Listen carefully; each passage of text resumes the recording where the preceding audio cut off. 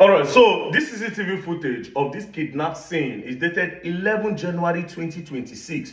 Today is 12 January 2026, meaning this particular thing happened just yesterday in Ekpoma, Edo State. You see, this particular footage goes further to make my point that the security operatives are deeply involved in kidnapping in Edo State. Not just in Edo State, in all those Edo State Kogi area. From this footage, the security operative, their hand is inside 100%.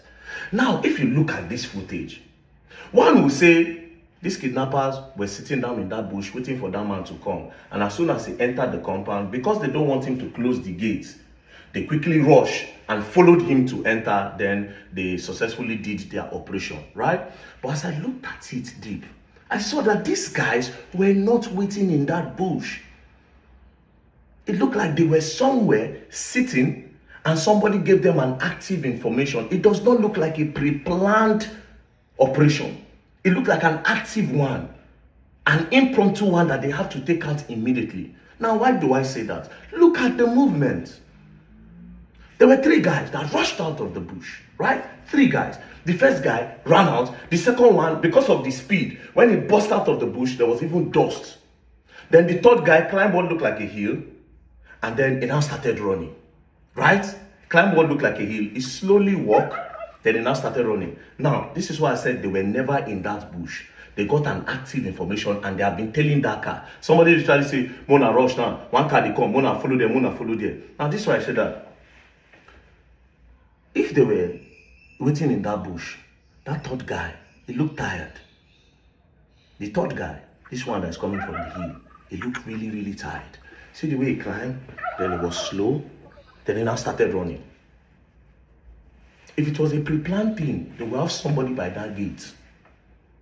A random person can just be by the gate, making like a phone call, and immediately the man enter, that one can just come up with a shotgun or with a knife while the others come. It was never a pre-planned thing. Somebody gave them that information. Do you understand? Somebody gave them that information. If you see the speed that one used to come out of the bush, you know he has been running from somewhere. They have been tracing that car. Now, who gave them that information? It's definitely either the police or the military. Why do I say that? Let's look at Edo State.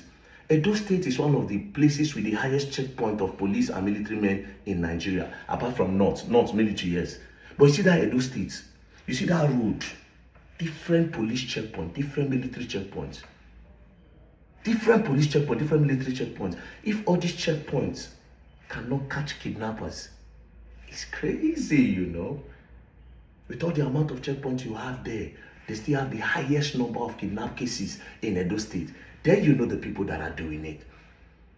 Now, this whole thing look like one of those checkpoints. You know, when you get to a checkpoint, they tell you to wind down. They see all the people in the car. Sometimes they tell you to open your boot. They do a profiling on you. They know the kind of person that this person is.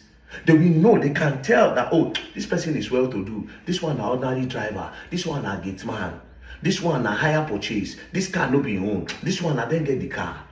They will do a profiling on you. You go to the next checkpoint, the next checkpoint. So they can easily make that call to say, oh, I get one red cow, now only one man did the cow, it go easy for you to carry. You get one blue cow, now one man and the wife they pregnant.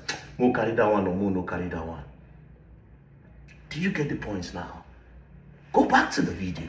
The way they rushed out of that bush, they were never there. If they were there, that third guy will not be tired. That third guy will not be tired. He will also have the same strength that those 2 guys had. The way they rushed out, he will also rush out. But they will not need to rush out if they were there. They would have had somebody by the gate and they will slowly do it. One person will just be by the gate. As the guy just enter inside the car, enter with the car, themselves they'll just enter like this. That one will do the argue with them. What should they do for my compound? Then all of them will just come outside. They will just rush. Boom. That would have been a pre-planned thing. But it was never pre-planned. It was an active information. They were probably somewhere, but not that place. They say, one don't day, it looked like it's right for the taking. Mona rush. Follow like this, follow like this. And of course, because they know that area, they can easily... It was not a pre-plan. It was active. Somebody gave that information. And this is what I tell you, the security operative, with the amount of checkpoints in those states, the amount of police, hey, park here, hey, this one, check Bini, check Edo, check all those roads, police. But now still there kidnappers day. You definitely know the people doing it, man.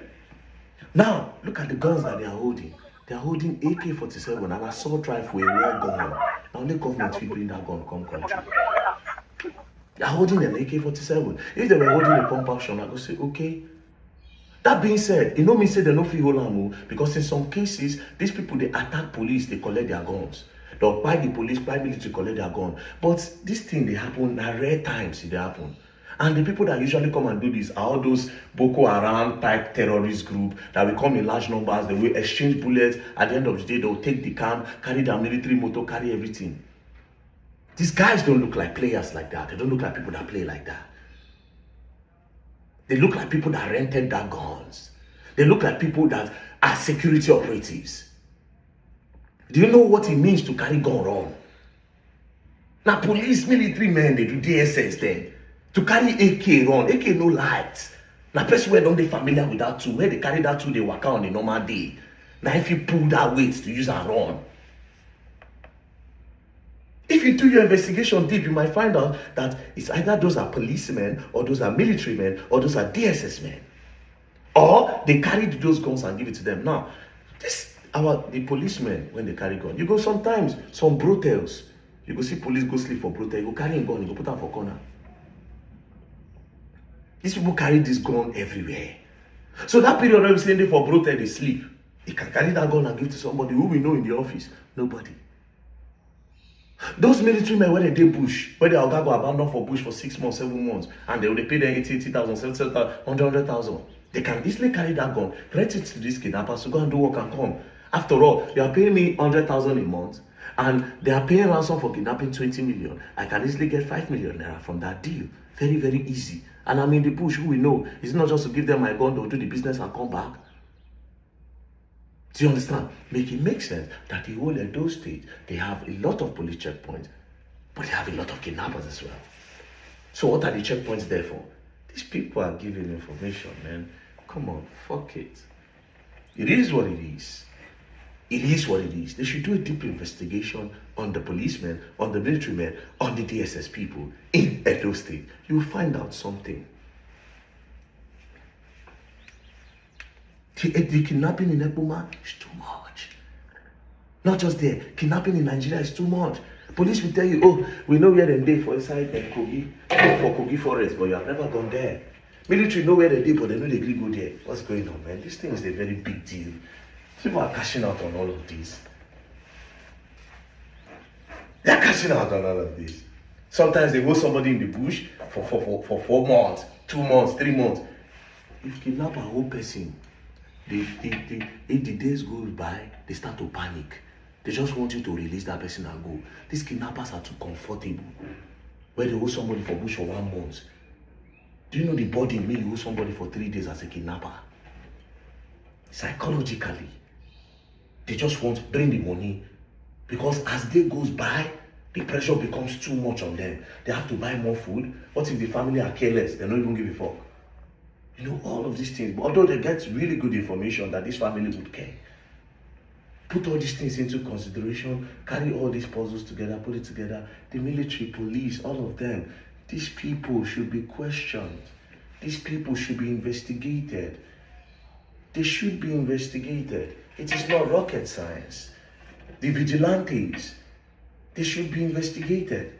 For when I want to dare those states, I'll let God go help you now, and wanna put your eye down. If you won't get any weapon for house, get down. If you want set trap, set trap. Say from 12 o'clock, anybody will match here, something go chook out, you go match something, you go do this one. Wanna do all those things. They God help us, because the government don't even care. Peace and love, don't play. If you play gun down, I go down the hard way. Bye.